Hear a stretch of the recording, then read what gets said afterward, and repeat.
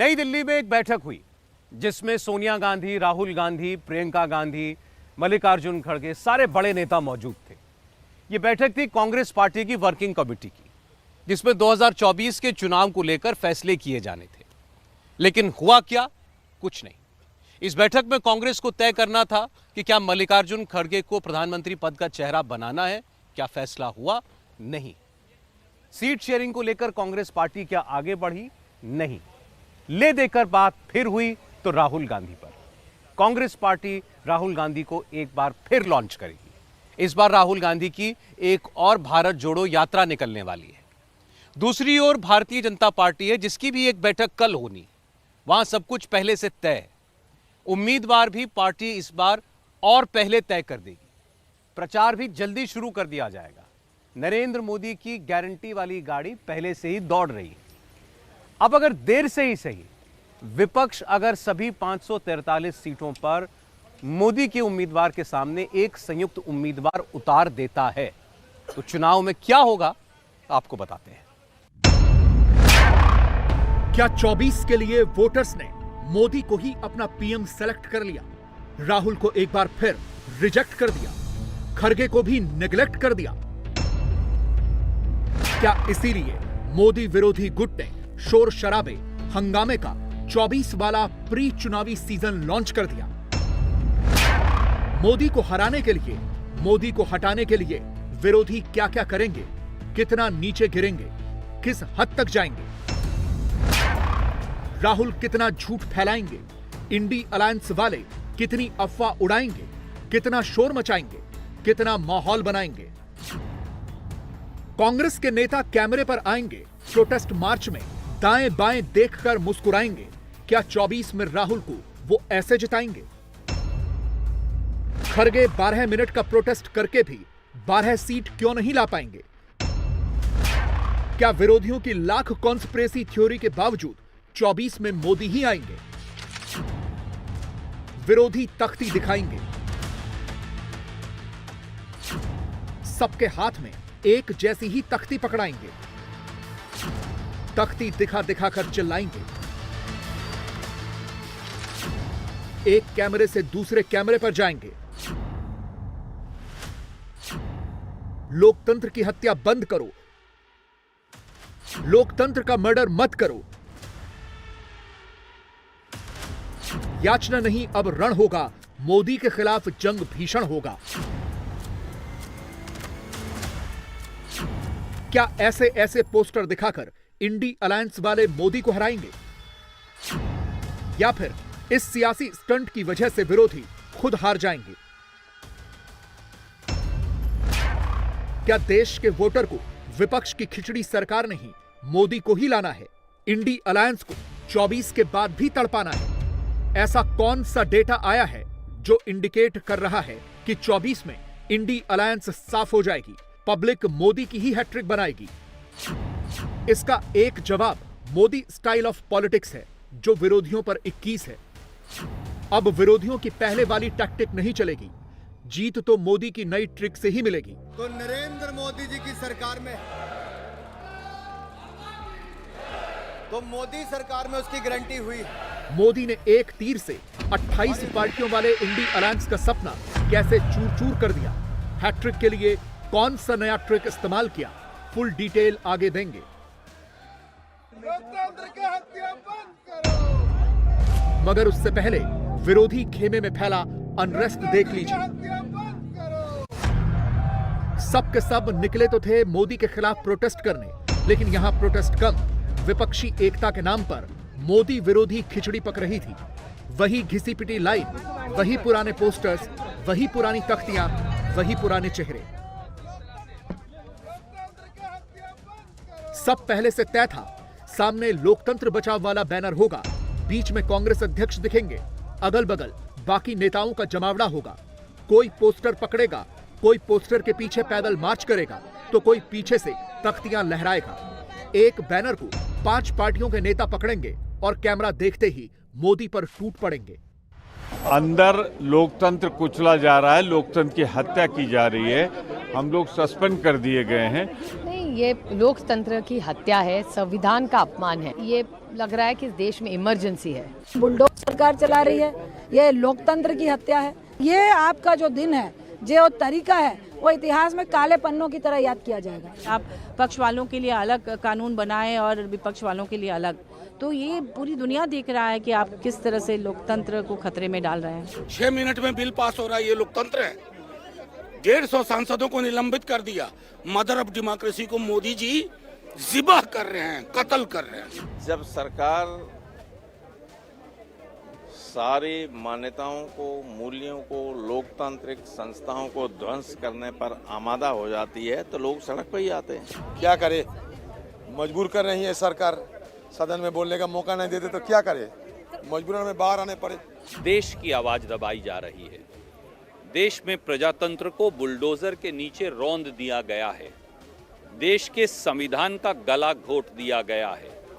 देश में सवाल पूछने और बोलने की आजादी को खत्म कर दिया गया है। माइक पर तो कांग्रेस के अध्यक्ष भी आए, उन्होंने भी 3 मिनट का इंट्रो दिया। तस्वीरें देखकर यही लगा कि 24 में मोदी वर्सेस राहुल नहीं, मोदी वर्सेस खरगे ही होगा। इसीलिए खरगे अभी से नोट्स बनाने लगे हैं, कैमरे पर नोट्स में बने पॉइंटर ही सुनाने लगे हैं। मगर खरगे की बातें सुनकर क्या लगा?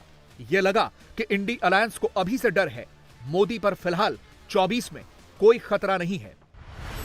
सरकार ये नहीं चाहती, मोदी जी ये नहीं चाहते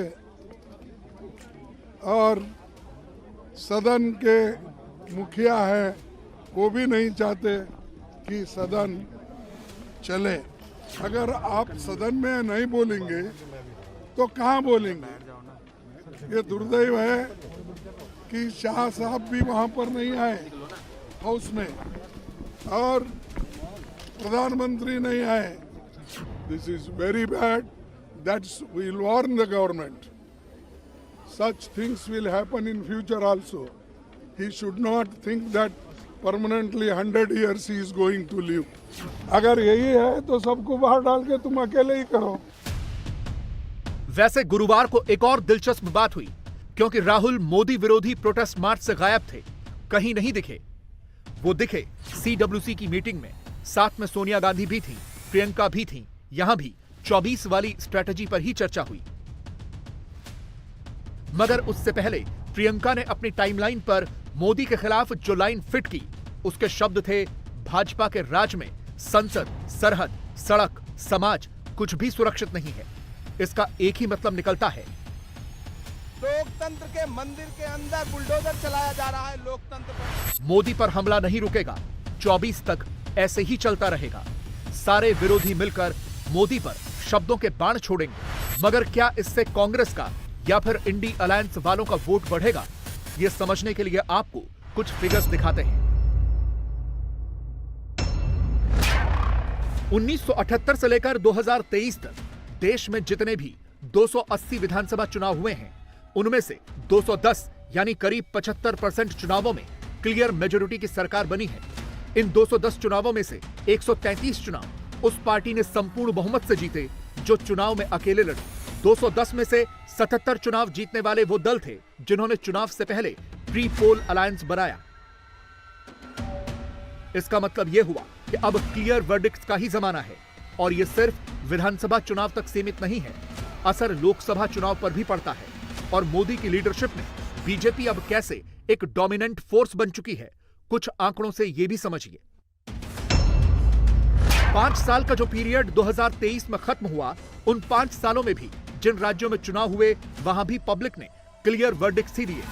2019 से 2023 के बीच 30 राज्यों के विधानसभा चुनावों में से 27 राज्य यानी 90% चुनाव ऐसे थे जहां क्लियर मेजोरिटी की सरकार बनी। इनमें यूपी, असम, गोवा, मणिपुर, राजस्थान और उत्तराखंड जैसे राज्य हैं जहां बीजेपी की सरकार है।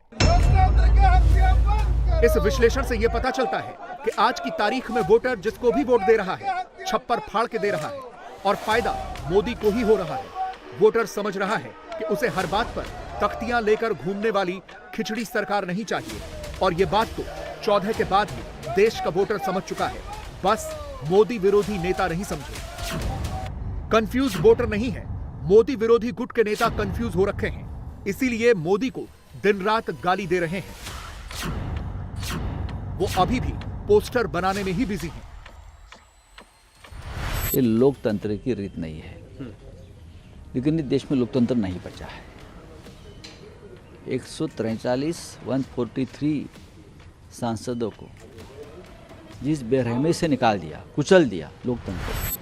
अंदर की जो इच्छा है ना तानाशाही की, वो प्रतिबिंबित हो रही है। जिस तरीके से भाजपा विपक्ष विहीन सत्ता चाहती है, जनता के आगे चल नहीं रही उसकी, विपक्ष मौजूद है सदन के अंदर, तो उसे बाहर करो, तो ये भाजपा की तानाशाही को दिखाता है। ऐसा नहीं है कि कांग्रेस की टॉप लीडरशिप को पता नहीं है, जानते तो वो भी हैं। सामने मोदी की चुनौती है, इसीलिए कांग्रेस की सीडब्ल्यूसी में अब भारत जोड़ो यात्रा सीजन 2 की बात उठी है। राहुल को एक बार फिर लीड लेने के लिए कहा गया है। इसका खुलासा खुद कांग्रेस अध्यक्ष ने अपने ट्वीट में किया है और राहुल से कहा है कि अगर 24 में जीतना है तो ईस्ट टू वेस्ट राहुल को एक बार फिर अपना बेस्ट देना ही होगा। पूरब से लेकर पश्चिम तक एक बार फिर भारत जोड़ने निकलना ही होगा। In the CWC meeting, Congress President initially told Rahul Gandhi ji that he is getting massive opinions from the party workers and leaders from all over India that Rahul Gandhi ji should do a second yatra from east to west.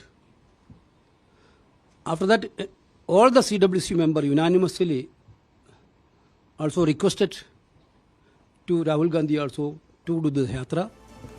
मगर राहुल को न Hindi heartland के 3 राज्यों में भारत जोड़ो यात्रा का फायदा मिला और न ही मोदी के खिलाफ पोस्टर पैम्फलेट दिखाने से ही इंडी अलायंस का वोट बढ़ा, उल्टे वोट घट गया।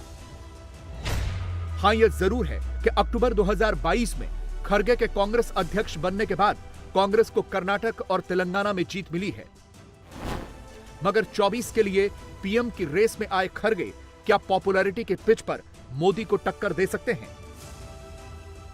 वोटर के मन में तो मोदी हैं, क्या खरगे वोटर्स को अपनी ओर आकर्षित कर सकते हैं?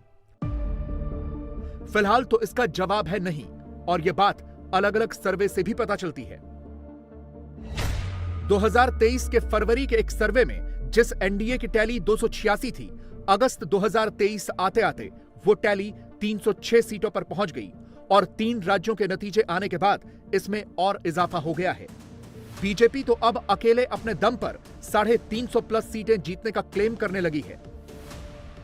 यानी विरोधी जिस वक्त संसद के बाहर तख्ती दिखा दिखाकर मोदी पर हमलावर हैं, उस वक्त मोदी न सिर्फ संसद के भीतर विपक्ष के नेताओं से मुलाकात कर रहे हैं, बल्कि 24 वाली स्ट्रैटेजी भी 23 खत्म होने से पहले ही रेडी कर चुके हैं। इंडी अलायंस की ममता 24 के लिए खरगे पर चांस लेती हैं। खरगे खुद कहने से हिचकते हैं, पहले चाहते हैं कि उनके सांसद तो जीत जाएं, फिर देखेंगे। मगर हिस्टोरिकली क्या यह दांव फिट बैठ रहा है? 1977 में मोरारजी देसाई कहीं भी सीन में नहीं थे, मगर उन्होंने चरण सिंह और बाबू जगजीवन राम, जो खुद एक दलित थे, उनको साइडलाइन करके जनता पार्टी के गठबंधन तले पीएम की कुर्सी संभाली। 1989 में नेशनल फ्रंट और लेफ्ट फ्रंट ने मिलकर चौधरी देवीलाल को पीएम का चेहरा बनाया, मगर उन्होंने इससे इनकार करके वीपी सिंह को पीएम बनाया। 2004 में हर कोई सोच रहा था कि सोनिया गांधी प्रधानमंत्री बनेंगी, मगर उन्होंने मनमोहन सिंह को पीएम बना डाला। मल्लिकार्जुन खड़गे को मोदी के खिलाफ विरोध और शोर शराबे का चेहरा बनाकर इंडी अलायंस 1977 वाली स्क्रिप्ट दोहराना चाहता है, क्योंकि उस वक्त जनता पार्टी ने भी वोटिंग से पहले अपने पीएम कैंडिडेट का नाम घोषित नहीं किया था। तब जनता पार्टी इंदिरा गांधी के सामने किसी पर्सनैलिटी को खड़ा करके वोटर को कंफ्यूज नहीं करना चाहती थी। इंडी अलायंस ने भी इस बार खड़गे का नाम आगे किया है, मगर नाम पर मुहर नहीं लगाई है। इससे एक चीज तो क्लियर है कि विरोधी गुट को अच्छी तरह से पता है कि सामने मोदी जैसा ऐसा लीडर है जिनको हराना इतना आसान नहीं है। वैसे भी विरोधी जिस खड़गे के सहारे 24 में आने का ख्वाब देख रहे हैं, उन्होंने शायद ये चेक नहीं किया कि 28 राज्य और 8 केंद्र शासित प्रदेश यानी देश के 36 सूबों में से 18 में कांग्रेस का स्कोर 0 है, यानी वहां कांग्रेस के सांसद ही नहीं है। कांग्रेस विपक्ष की एक ऐसी पार्टी है जिसकी सिर्फ एक राज्य यानी केरल से 15 लोकसभा सीटें हैं। कई राज्यों में वो सिंगल डिजिट में है, यानी जो पार्टी 18 राज्यों में नील बटे सन्नाटा है, वो अपने दम पर 24 में मोदी को कैसे हराएगी? इंडी अलायंस उस पार्टी के नेता को पीएम कैसे बनाएगी?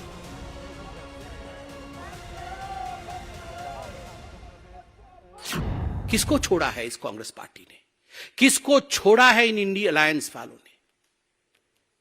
कितने उच्च विचार की साधारण परिवार से, आदिवासी परिवार से हमें प्रेसिडेंट ऑफ इंडिया मिली है, भारत की राष्ट्रपति। भारत के राष्ट्रपति के रंग को लेकर मखौल उड़ाना, भारत की राष्ट्रपति को राष्ट्रपत्नी कहना, क्या चल रहा है? आपको जनता वोट नहीं देगी, आपको जनता हराएगी, आप अपना फ्रस्ट्रेशन राष्ट्रपति और उपराष्ट्रपति पर निकालेंगे, इस प्रकार की भाषा का प्रयोग करेंगे। और एक बात मैं स्पष्ट रूप से बता दूं और कान खोल के सुन ले, जाटों के कंधों का मखौल उड़ाना मना है। हिम्मत किसकी है जो जाटों के कंधों का मखौल उड़ाए? ये फौलाद के कंधे हैं जाटों के। जब जब मां भारती की आवश्यकता रही है, जब जब मां भारती की सुरक्षा की आवश्यकता रही है, हमारे जाट भाइयों ने फौलाद के कंधों के साथ सीना तान करके हिंदुस्तान के लिए वो खड़े रहे हैं। इसलिए आगाह करते हैं, जाटों के कंधों का मजाक कोई ना उड़ाए। ये कंधे मां भारती के कंधे हैं और जाटों की रीढ़ की हड्डी कभी झुक नहीं सकती। ये वो रीढ़ की हड्डी है जो हम सबको एक करके खड़ा करती है। इसलिए जाटों की रीढ़ की हड्डी झुक गई है, इसकी मिमिक्री करने की कोशिश करना यह अपमानजनक है, आपत्तिजनक है, दुखद है। अंक गणित के लिहाज से भी फायदे में बीजेपी ही है। इसे एक एग्जाम्पल से समझिए। 2004 में कांग्रेस पार्टी ने 50% से ज्यादा के वोट से सिर्फ 64 सीटें जीती थी। 2009 में जब वो दोबारा सत्ता में आई तो 50% से ज्यादा के वोट से सिर्फ 43 सीटें जीत पाई, यानी तब कैलकुलेशन कांग्रेस के फेवर में नहीं गया।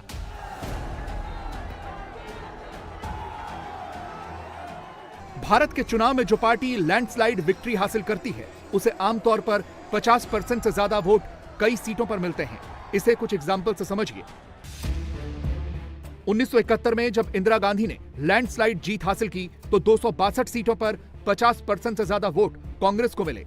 1977 में जब इंदिरा गांधी की हार हुई और जनता पार्टी जीती, तब जनता पार्टी को 266 सीटों पर 50% से ज्यादा वोटों से जीत मिली। इसी तरह 1984 में राजीव गांधी की जीत भारत के इतिहास की सबसे बड़ी लैंडस्लाइड विक्ट्री थी। उस वक्त कांग्रेस को 293 सीटों पर 50% से ज्यादा वोटों से जीत मिली थी।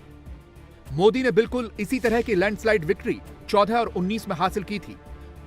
2014 में 136 सीटें ऐसी थीं जहां बीजेपी को 50% से ज्यादा वोट मिले।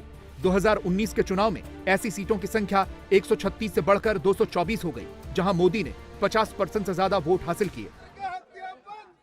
यानी अगर 2019 में विपक्ष साथ आता भी तो भी बीजेपी आसानी से 224 सीटें जीत जाती। संख्या 56-60 सीटें ज्यादा भी हो सकती थी। इससे ये चीज क्लियर हो गई है, विपक्ष साथ आकर भी मोदी को 24 में हरा नहीं सकता। मोदी को हराने का विपक्ष का ख्वाब तभी साकार हो सकता है अगर वो पब्लिक को यह समझाने में कामयाब हो जाए कि विपक्षी असली ऑल्टरनेटिव है, या देश की जनता मोदी से नाराज हो जाए।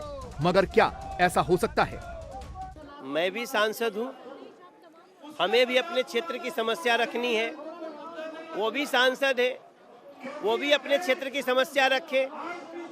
अगर उनको विरोध करना है, आप अपनी सीट पर खड़े होकर विरोध करो, आप वेल में आके विरोध करो, लेकिन तख्ती लाना अपराध है।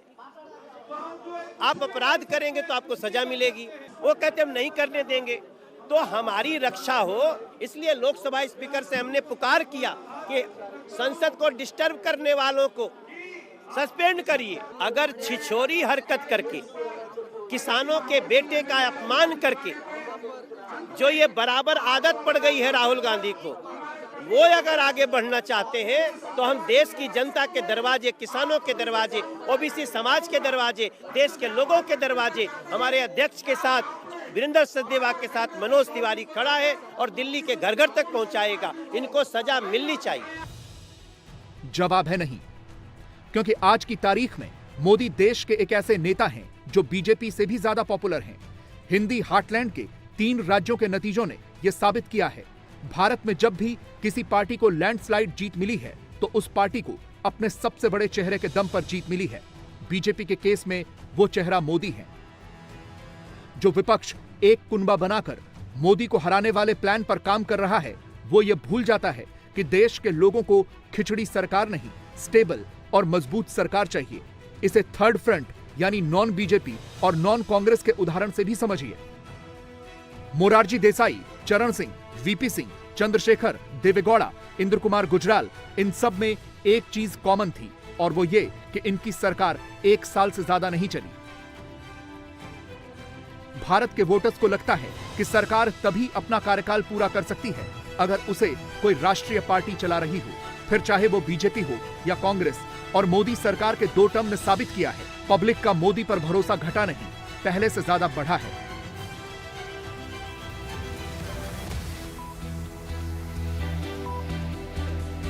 बाईस जनवरी नजदीक आ रही है और देश में चुनावों का असल माहौल 22 जनवरी के बाद ही तैयार होगा। आरएसएस और विश्व हिंदू परिषद ने 22 जनवरी के लिए लंबा चौड़ा प्लान बनाया है, जब अयोध्या में राम मंदिर में भगवान राम की प्राण प्रतिष्ठा की जाएगी। ऐसा मानिए जैसे पूरे देश में केसरिया लहर लाने की तैयारी। हर राज्य से बड़ी तादाद में हिंदुओं को अयोध्या ले जाकर भगवान राम के दर्शन कराए जाएंगे। और 22 जनवरी और राम मंदिर का डर और असर दोनों नरेंद्र मोदी के विरोधियों पर साफ साफ दिखाई देने लगा है। याद कीजिए 2019 का चुनाव, फरवरी महीने के बाद से ये पूरा चुनाव बीजेपी ने राष्ट्रवाद के नाम पर लड़ा था और इस बार ये चुनाव पूरी तरीके से हिंदुत्व के मुद्दे पर लड़ने की तैयारी की जा रही है। और हिंदुत्व के मुद्दे के साथ साथ बीजेपी के पास नरेंद्र मोदी भी हैं और योगी आदित्यनाथ भी। योगी ने राम मंदिर की झांकी दिखाई।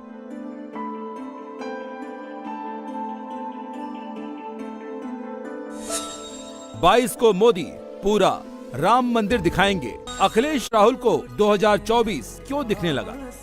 इसमें हमें जाने में क्या आपत्ति है, और सोनिया जी तो बहुत पॉजिटिव है इस मामले में।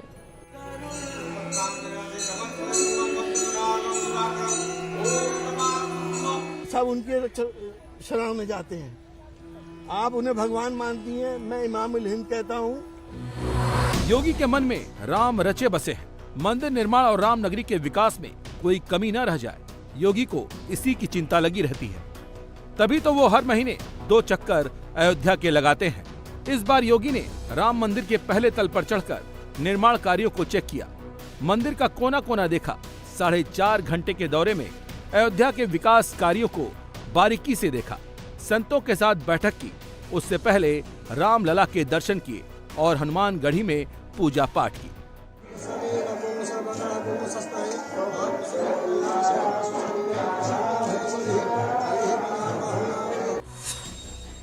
दिसंबर को प्रधानमंत्री मोदी अयोध्या आ रहे हैं। उसी दिन मोदी अयोध्या में एयरपोर्ट का उद्घाटन करेंगे। 5 जनवरी से आम श्रद्धालुओं के लिए एयरपोर्ट से उड़ानें शुरू हो जाएंगी।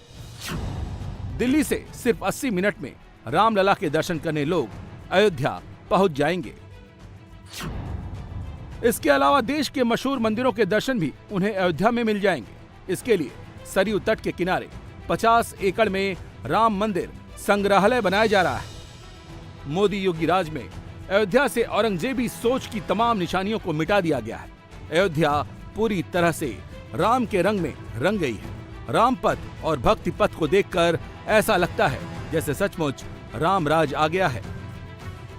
एक राम पथ है जो सादतगंज से नया घाट तक जा रहा है। 14 किलोमीटर लंबा है। रास्ते में जो भी मंदिर, मस्जिद, मजार, मठ आए उनको हटा के सड़क चौड़ी की है। ये भक्ति पथ है जिसमें इस समय हम हैं। ये भक्ति पथ श्रृंगार हाट बैरियर से सीधे राम जन्मभूमि श्रद्धालुओं को ले जाएगा। 800 मीटर लंबा ये पथ है और श्रद्धालु जब इस पथ पे चलेंगे तो उनको हनुमानगढ़ी के दर्शन सबसे पहले होंगे, क्योंकि अयोध्या में कहा जाता है कि श्रद्धालु पहले हनुमान जी के दर्शन करते हैं और उसके बाद राम जी के। पूरे रास्ते में जो दुकानें हैं, जो मकान हैं, उन्हें एक रंग में रंगा गया है। सुंदर तरीके से साइन बोर्ड्स बनाए गए हैं जिसका डिज़ाइन एक तरह का किया गया है, और जो शटर्स हैं दुकानों के वो भी बहुत सुंदर तरह से बनाए हैं।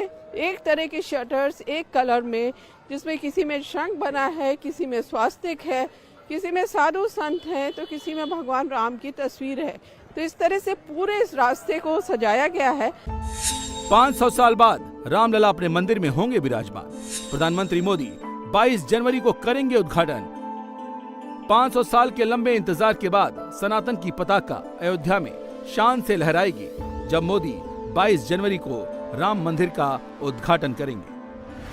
आजादी के 7 दशक बाद आज समय का चक्र एक बार फिर घुमा है और अगले कुछ सप्ताह में अयोध्या में राम मंदिर का निर्माण भी पूरा होने जा रहा है। ट्रस्ट की तरफ से विपक्षी नेताओं सोनिया गांधी, मल्लिकार्जुन खड़गे, अधीर रंजन चौधरी, मनमोहन सिंह समेत कई नेताओं को अयोध्या आने का न्योता भेजा गया है। दिग्विजय सिंह ने संकेत दिया है कि कांग्रेस के शीर्ष नेता 22 जनवरी को अयोध्या आ सकते हैं। इसमें हमें जाने में क्या आपत्ति है, और सोनिया जी तो बहुत पॉजिटिव है इस मामले में।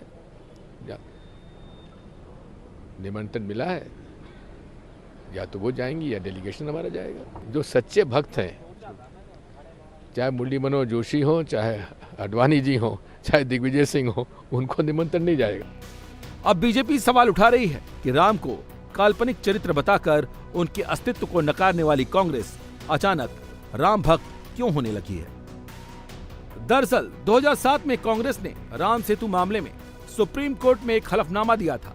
कांग्रेस ने उन्हें काल्पनिक चरित्र बताया था और राम की मौजूदगी के ऐतिहासिक तथ्य को नकार दिया था। बीजेपी और वीएचपी पूछ रही है, अचानक यू टर्न क्यों? 7 दशक तक तुष्टीकरण की राजनीति करने वाली कांग्रेस के अंदर राम भक्ति की भावना अचानक से कैसे जाग गई? आप राम नाम सत्य करने वाले कोर्ट में सर्टिफिकेट देते थे कि राम का अस्तित्व कहाँ है, राम जी कहाँ है। कपिल सिब्बल का आज भी एफिडेविट इस बात के लिए लज्जित करता है कि आपने प्रभु श्री राम पे प्रश्न उठाए थे। आज आप उनकी बात करते हो कि हाँ हमारे भी राम है। अरे तुम्हारे राम तो होते तो तुम ये सर्टिफिकेट क्यों देते, ये मामले क्यों उलझाते, राम मंदिर के मार्ग में क्यों बाधाएं खड़ी करते? ये बड़े दुर्भाग्य का विषय। और अब फिर मामला है, चलो आप भी समझ जाओ, कोई बात नहीं, राम की बात पूरी हो गई। आ जाओ कृष्ण भगवान की, कृष्ण कन्हैया लाल की जय। मथुरा में आओ मथुरा में कौन मना कर रहा? बोलो भगवान कृष्ण की जय जयकार करो।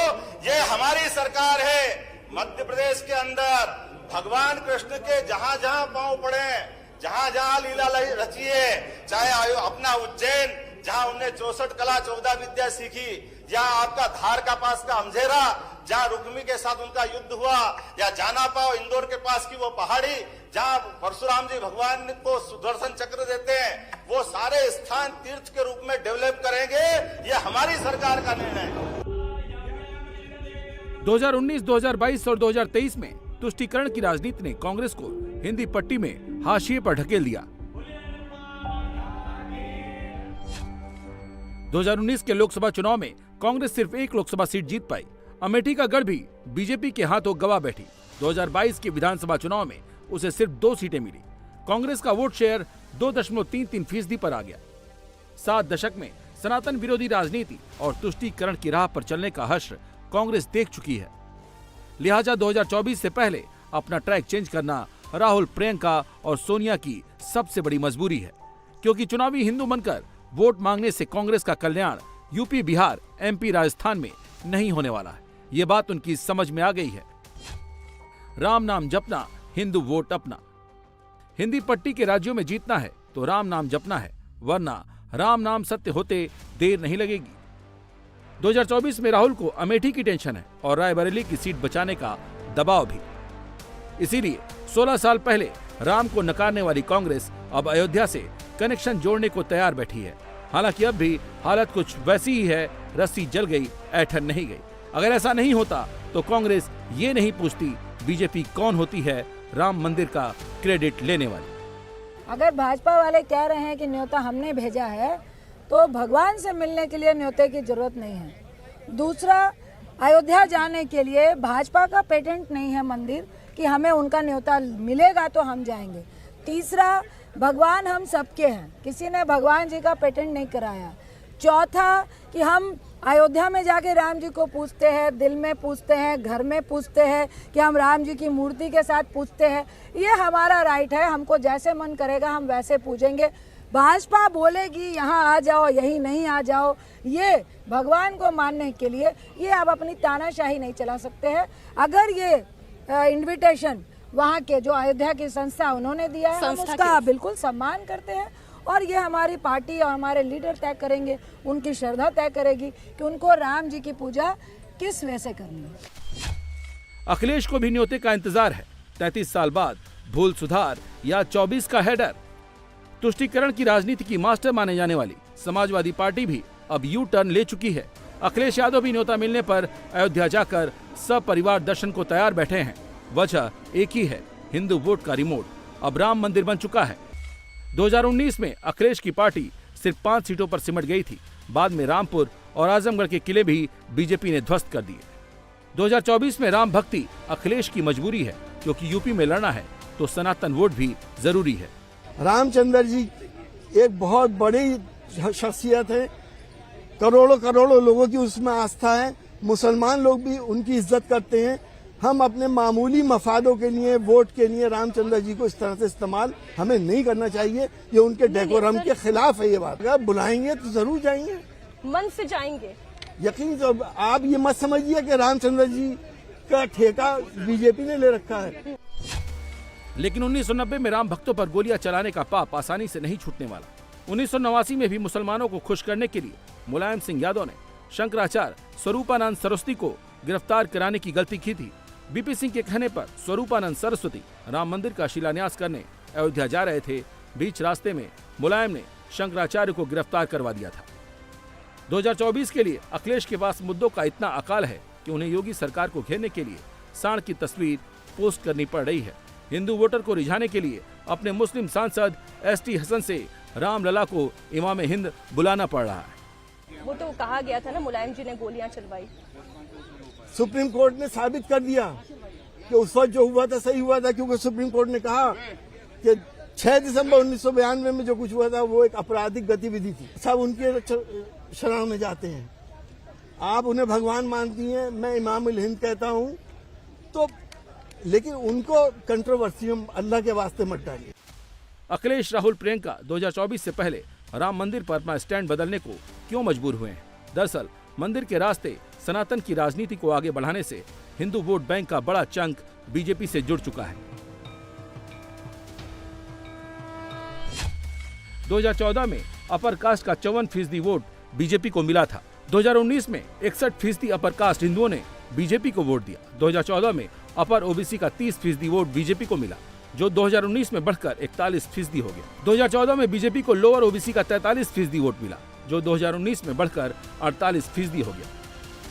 लिहाजा अब अखिलेश, राहुल और प्रियंका सिर्फ मुसलमान वोटर्स के भरोसे हिंदी पट्टी में बीजेपी से मुकाबला नहीं कर सकते। 2024 में राम मंदिर और फिर मथुरा का मुद्दा उभा लेने के साथ ही 80% हिंदू वोट बैंक पर बीजेपी की पकड़ पहले से ज्यादा मजबूत हो सकती है। मंदिर के आगे विरोधियों का जाति जनगणना का कार्ड भी कुछ चला नहीं। विकसित भारत के लिए देश की नारी शक्ति, युवा शक्ति, किसान और हर गरीब का विकास होना बहुत जरूरी है। मेरे लिए तो यही 4 जातियां ही सबसे बड़ी जातियां हैं। ये 4 जातियां सशक्त हो गई तो पूरा देश सशक्त हो जाएगा। इसी सोच के साथ हमारी सरकार किसानों के हितों को सर्वोच्च प्राथमिकता दे रही है।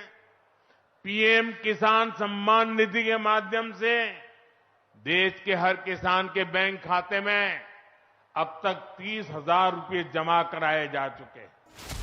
यूपी में योगी का वोट बैंक क्यों लगातार मजबूत हो रहा है? दरअसल समाजवादी पार्टी के शासन में माफियागिरी से जनता त्रस्त थी, लेकिन महाराष्ट्र के राज में माफियाओं की कमर टूट चुकी है।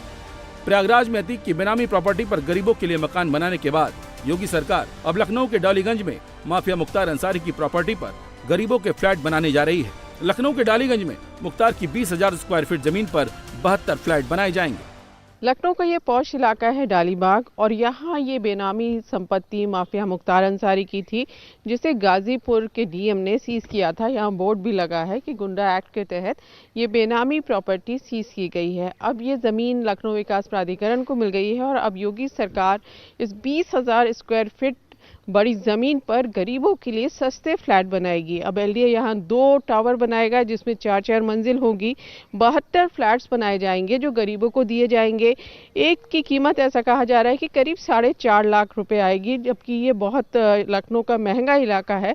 यहाँ इतने सस्ते में फ्लैट मिलना काफ़ी मुश्किल है। सस्ते मकान बनेंगे, कितने मकान बनेंगे? ये गरीबों के लिए 72 मकान बनाए जाएंगे। उसके बाद लॉटरी से जो हम लोग एंट्री लेंगे उसके बाद उनको देंगे। अब इसके पहले अतीक अहमद जो माफिया है उसकी भी बेनामी प्रॉपर्टी उसके गुर्गे के नाम पे जो थी वो इलाहाबाद प्रयागराज में योगी सरकार ने जब्त करके वहाँ 72 फ्लैट सस्ते दाम में गरीबों को दिए हैं। अब वही काम यहाँ लखनऊ में होने जा रहा है। अब तक वैसे योगी सरकार माफिया मुख्तार अंसारी या उसके करीबियों की 600 करोड़ से ज़्यादा की संपत्ति या तो सीज कर चुकी है या उसमें बुलडोज़र चल चुका है। मुख्तार अंसारी पर 7 सजाएं इधर योगी सरकार ने कराई हैं कोर्ट में पैरवी करके, यानी मुख्तार अंसारी के खिलाफ योगी सरकार का एक्शन लगातार जारी है।